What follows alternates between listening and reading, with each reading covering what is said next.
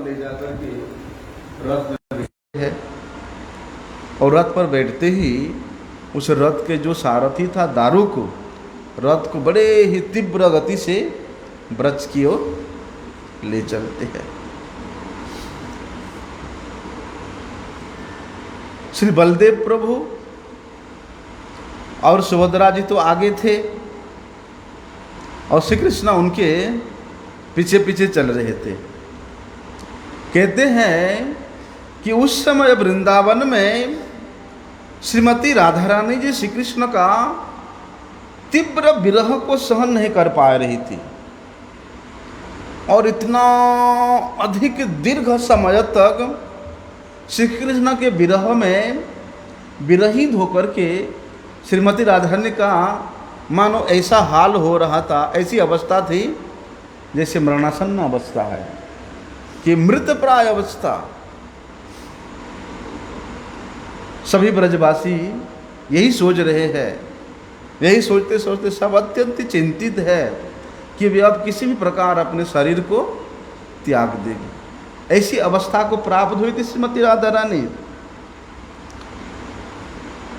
और श्रीमती राधा रानी ही श्री कृष्ण ब्रज को छोड़ करके जाने के बाद श्रीमती राधा रानी ही एक ऐसा सहारा है जो इन ब्रजवासियों के प्राण को रक्षा करती है। अरे श्रीमती राधा रानी को देख करके किसी प्रकार उनके श्री अंग के, उनके वसन के, उनके वस्त्र के वायु के स्पर्श से अपने आप को प्राप्त करके ब्रजवासी सोचते हैं कि हमने श्री कृष्ण के संग को प्राप्त किया है। जब से श्री कृष्ण ब्रज को छोड़ करके मथुरा गए, द्वारिका गए, श्रीमती राधा रानी ही एक ऐसी आसरा है जो इन ब्रजवासियों के प्राण को रक्षा की है। लेकिन स्वयं राधा रानी का ऐसी दुर्दशा कि वे मरणासन्न अवस्था में है, वो भी श्री कृष्ण विरह में। तो इस बात को सोच सोच करके समस्त ब्रजवासियां किस प्रकार से श्रीमती राधा रानी के प्राणों की रक्षा की जाए उसके लिए उद्यत है। ललिता सखी और विशाखा सखी बार बार श्रीमती राधा रानी को सचेत करने के लिए अत्यंत प्रयास कर रही थी, लेकिन श्रीमती राधा रानी का मूर्छा किसी भी प्रकार से दूर हो ही नहीं रहा था। उसी समय क्या होता है, चंद्रावली सखी के जितने भी अनुगता है वे सब एकत्रित होकर के बड़े दुखी होती है और श्रीमती राधा रानी को सचेत करने के लिए वे सब सखियाँ आकर के प्रयास करती है। ये कैसे हो सकता है? चंद्रावली सखी वो भी राधा रानी को जागृत करने के लिए, सचेत करने के लिए अपने यूथों के साथ यहाँ के दुखी हो रही है। हाँ, क्योंकि ब्रज के प्रेम का महिमा अद्भुत है, ये सबके समझ में नहीं आता है। श्री कृष्ण को प्रसन्न करने के लिए विशेष रूप से ब्रज में 4 प्रकार के गोपियाँ होती है, सखियाँ होती है। एक स्वपक्षा सखी, स्वपक्षा श्रीमती राधा रानी के पक्ष वाली, एक विपक्षा राधा जी के विपक्ष वाली, एक तटस्था पक्षा जो कि राधा जी के पक्षा और जो विपक्षी सखियाँ हैं दोनों के पक्ष में समन भाव रखने वाली। परंतु कहते हैं ये अलग अलग पक्ष के जो सखियाँ हैं, गोपियाँ हैं, क्यों अलग अलग पक्ष है? सबका तो उद्देश्य श्री कृष्ण को प्रसन्न करने का है, लेकिन कहते हैं एक अलग अलग भाव में, अलग अलग पक्ष में रह करके जितने श्री कृष्ण को वो लोग आनंदित कर सकते हैं, प्रसन्न कर सकते हैं, एक पक्ष में रह करके उतना प्रसन्नता नहीं होता है। और ये भी श्रीमती राधा रानी के इच्छा से ही हुआ है तो सब सखी राधा रानी के अनुगता है, वह चंद्रावली सखी हो, चाहे सौम्य स्वभाव वाले अन्य सखियां क्यों ना हो, वे सब श्रीमती राधा रानी की अनुगता है। हम लोग देखने में विचार क्या करते, अरे चंद्रावली सखी वे तो हमेशा राधा रानी को विरोध ही किया है, नहीं, इसके पीछे भी श्रीमती राधा रानी का ही इच्छा है। बोलते हैं श्री कृष्ण की ब्रज में लीलावशतः वे जब अंतर्धान हुए, किस प्रकार से अंतर्धान हुए? श्री कृष्ण वृंदावन से मथुरा गए, मथुरा से वे द्वारिका गए। तो इस प्रकार द्वारिका जाने के पश्चात जो अलग अलग पक्ष की सखियाँ वे सब एक हो जाती है। जब श्री कृष्ण यहाँ वृंदावन में होके लीला करते थे, वे सब सखियाँ अलग अलग भाव लेकर के अलग अलग पक्ष में युक्त होकर के श्री कृष्ण का सेवा करते थे। लेकिन अब तो श्री कृष्ण और वृंदावन में लीला नहीं करते हैं, वे उन गोपियों के साथ नृत्य नहीं करते हैं, वे उन गोपियों के घर में जाकर के माखन चोरी लीला नहीं करते हैं। श्री कृष्ण नहीं होने पे ना यहाँ चंद्रावली की मान हो रहा है, ना यहाँ राधारानी का मान हो रहा है। श्री कृष्ण के नहीं होने पे ना यहाँ मैया यशोदा श्री कृष्ण को डांट लगा रही है, ना उन गोपियाँ आकर के उलाहना दे रही है, सब शांत है। बोलते वे समस्त अलग अलग पक्ष के सखियाँ श्री कृष्ण के मथुरा वृंदावन द्वारिका जाने के बाद और अलग अलग पक्ष के नहीं रह जाते, वे सब एक हो जाते हैं और एक होकर के एक दूसरे का सहायता करती है।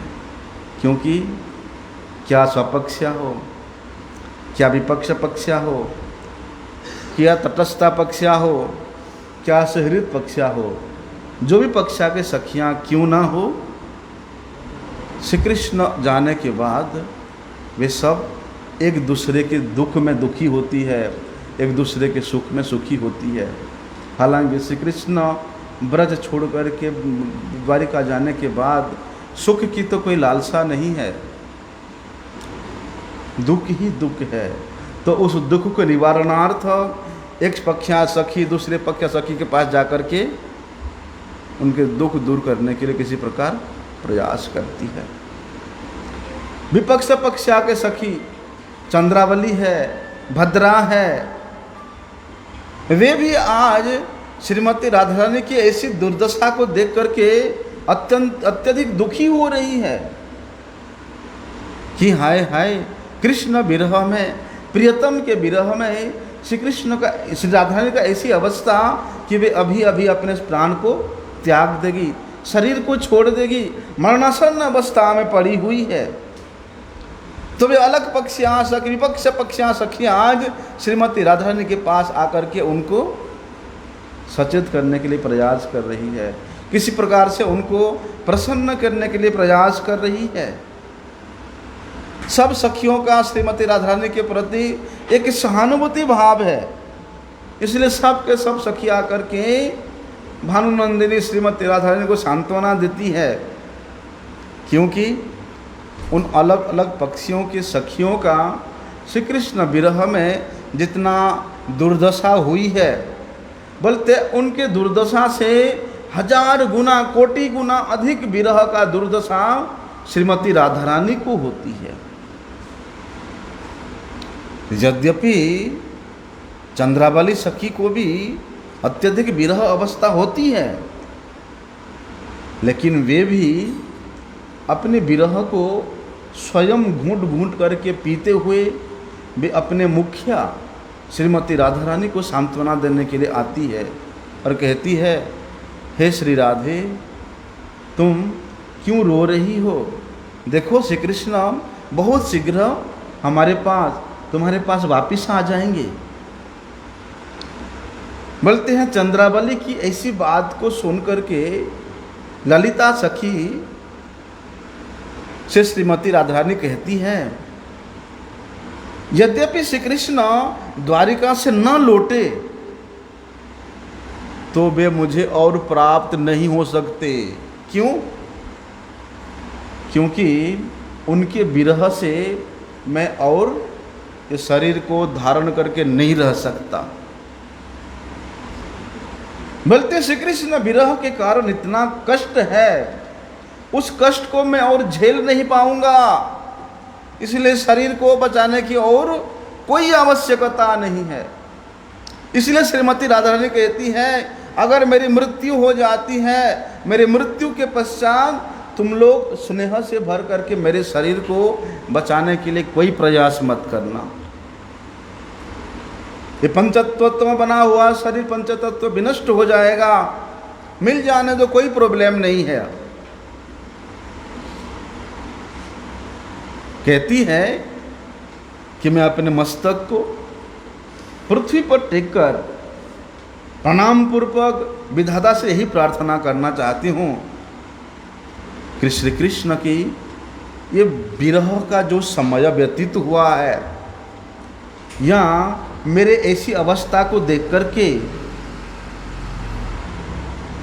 श्री कृष्ण को किसी प्रकार का कष्ट ना हो, इसलिए विधाता से श्रीमती राधा प्रार्थना करती है कि हे विधाता, संजोगवश श्री कृष्ण विरह के कारण अगर मेरा शरीर छूट जाता है, पंचतत्व को प्राप्त हो जाता है, लेकिन तुम ऐसी व्यवस्था करना जैसे कि मेरे प्राण प्रियतम श्री कृष्ण को किसी प्रकार का कोई कष्ट ना हो, क्योंकि श्रीमती राधा रानी के बिना श्री कृष्ण भी प्राण धारण करके रहना असंभव है।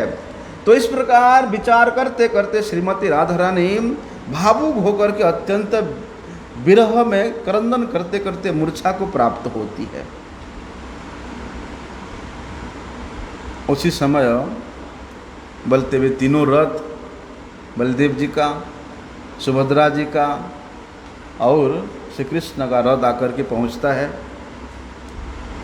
बलदेव प्रभु का और सुभद्रा जी का रथ आगे है और श्री कृष्ण का रथ उनके रथों के पीछे पीछे चल रहा है।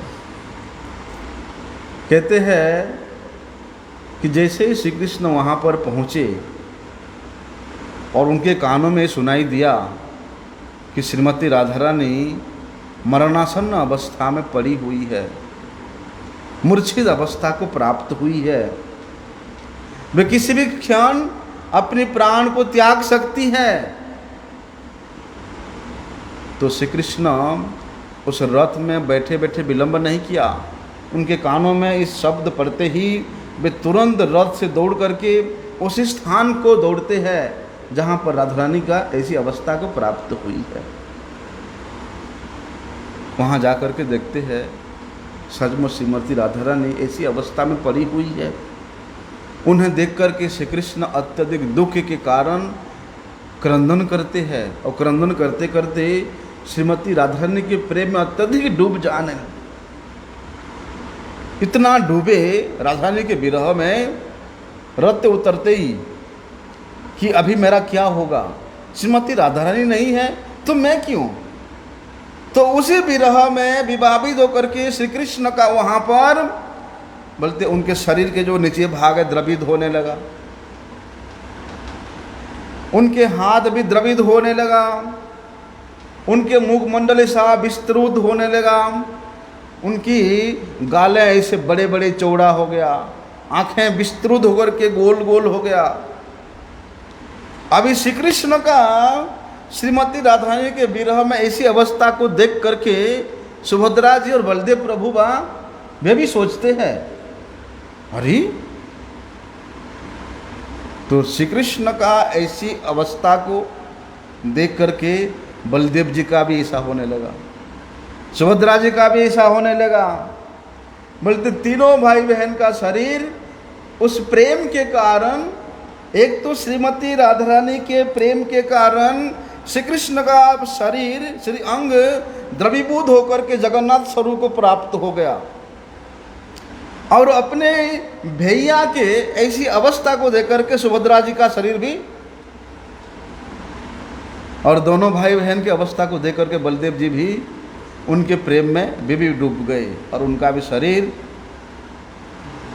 श्री स्वरूप जो है इस प्रकार बलदेव स्वरूप में प्राप्ति हुआ।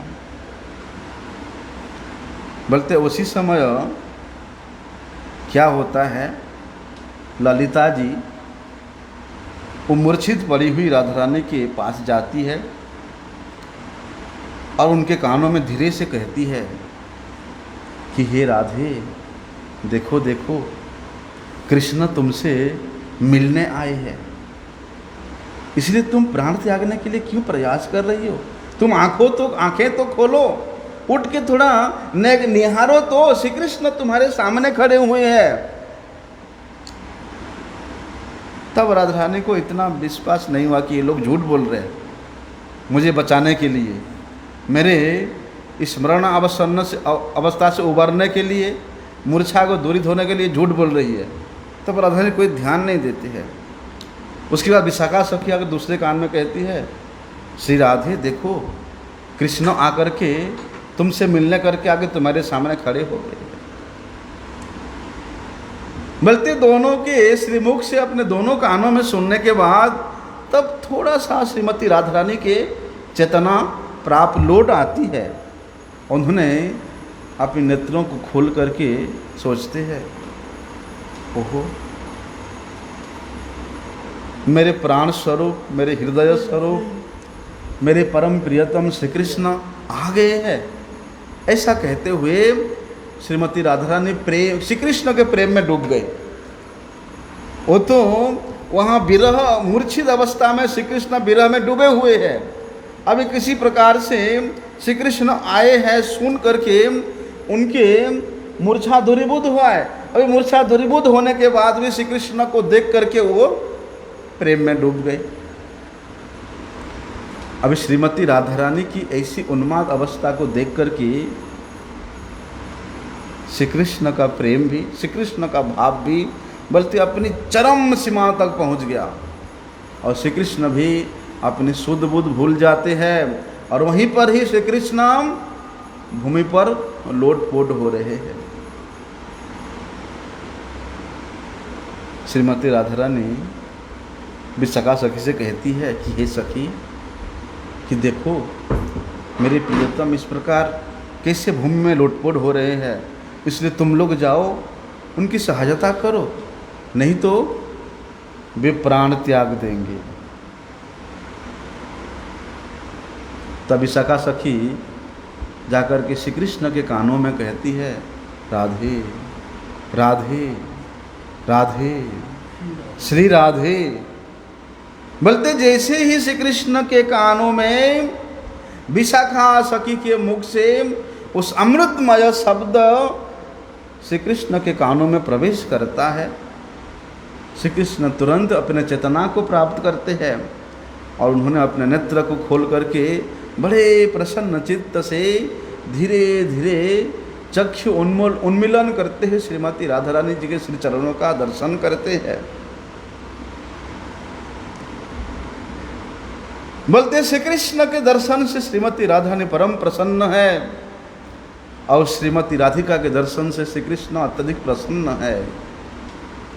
बोलते इसी भाव को और इसी स्वरूप को और इसी प्रेम को जगन्नाथ जी स्वयं आस्वादन करने के लिए, इसी स्वरूप में प्रकट, इसी स्वरूप को वहाँ प्रकट करने के लिए वे नीलाचल श्री मंदिर से गुंडीचा की ओर प्रस्थान करते हैं, जिसको रथ यात्रा के नाम से प्रत्येक वर्ष मनाया जाता है। इसलिए जगन्नाथ जी देखने में लगते हैं कि वो तो आधे बने हुए विग्रह है, लेकिन वे तो प्रेम की मूर्ति है। इसलिए इसी भाव में, प्रेम के भाव में, ब्रज के भाव में विभावित होकर के जो जगन्नाथ जी का दर्शन करता है, वास्तव में वही व्यक्ति ही जगन्नाथ जी के वास्तविक स्वरूप से अवगत होता है। इसलिए श्री चैतन्य महाप्रभु जी ने स्वयं जिस रस का आस्वादन किया, अपनी पार्षदों को भी, अपने अनुगत जनों को भी वही रस का आस्वादन करने के लिए, कराने के लिए उनके हृदय में स्फुरित कराया। सनातन गोस्वामी पाद जी, रूप गोस्वामी जी, रघुनाथ दास गोस्वामी जी, कबीराज गोस्वामी जी, तभी तो यही सब भाव श्रीमन महाप्रभु जी के हृदयगत भाव को उन्होंने अपनी लेखनी के माध्यम से प्रकाशित किया। नहीं तो हमको कहाँ से मिलता, कहाँ से श्रवण करने को मिलता है ऐसे भाव। तभी क्या होता है, नारद जी वहाँ पहुँचते हैं और नारद जी श्री कृष्ण से प्रार्थना करते हैं कि प्रभु, मैं चाहता हूँ कि प्रेम के इस उन्माद अवस्था में आप तीनों भाई बहन का जो स्वरूप प्रकट हुआ था,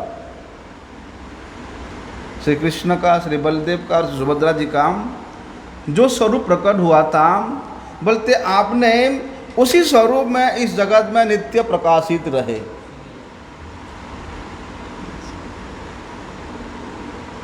बोलते हैं आपके इन तीनों रूपों का विग्रह इस जगत में कहीं स्थापित हो और जिसके दर्शन प्राप्त करके प्रत्येक जीव आपके उस प्रेम के चरम सीमा की जो स्वरूप है, मूर्ति है, उसको दर्शन करके, उस विषय में सुन करके इस जगत के जीव अपने जीवन को धन्याति धन्य कर सके। तब श्री कृष्ण अपने परम प्रियतम भक्त नारद जी के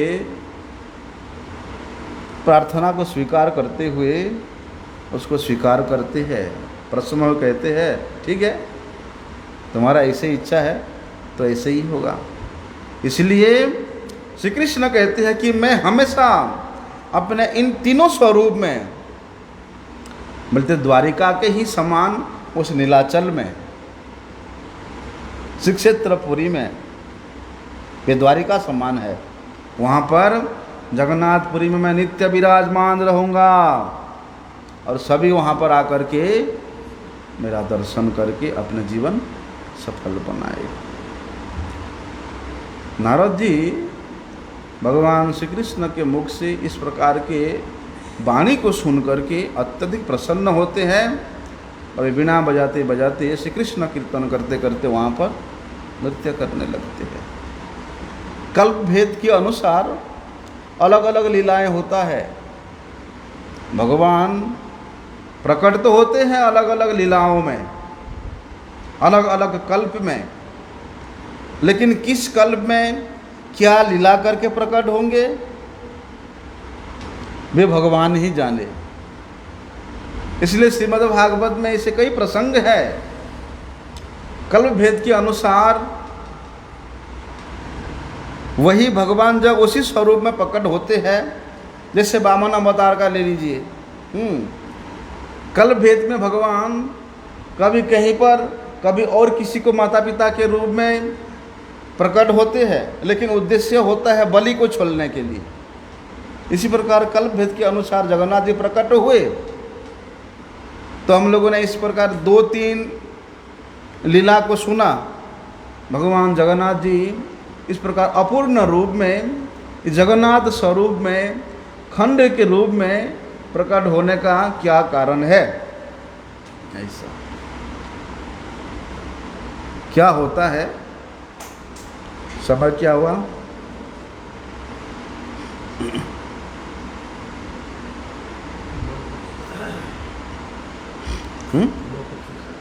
वो टाइम हो गया है, ठीक है। आगे का विषय फिर कल श्रवण करेंगे। वंशा कल्पतरुभ्यश्च कृपा सिंधुभ्यैव च पतितानां पावनेभ्यो